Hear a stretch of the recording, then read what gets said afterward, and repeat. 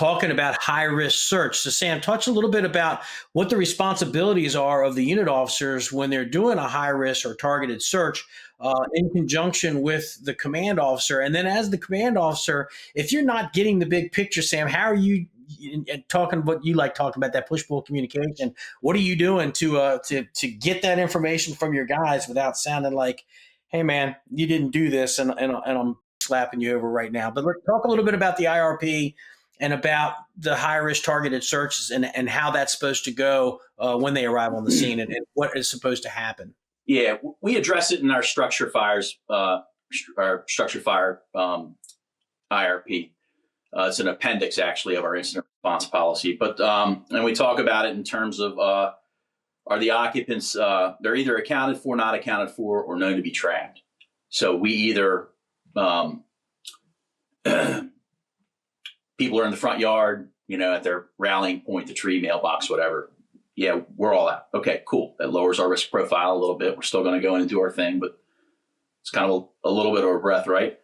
Occupants are not accounted for. Your tempo goes up a little bit. You start thinking, okay, well, these days especially, vacancy is it doesn't matter as much as it used to. And then, of course, occupants known to be trapped. I've talked about this on a couple of difficult incidents I've been the incident commander of. One in particular, a double fatal, where we talked about risk profiles. And I really feel like when you have reported people trapped, you're at your highest risk profile. There's if you get extra information on top of that, I don't think you can go any higher. You're spiked. The body's not capable of doing that. So you're already spiked out. You're full of adrenaline. Everything's spiking. Your heart rate, your breathing, all that stuff. You're trying to control it because we try to teach ourselves to control it, that kind of thing.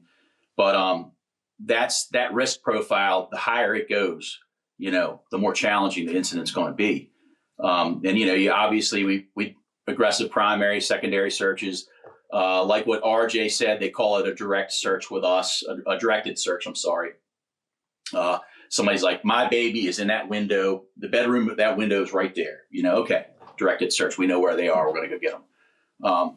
And then, of course, the high risk, which is, of course, operating without a hose line in a fire, operating above a fire, operating in any of the areas where we would call a red flag.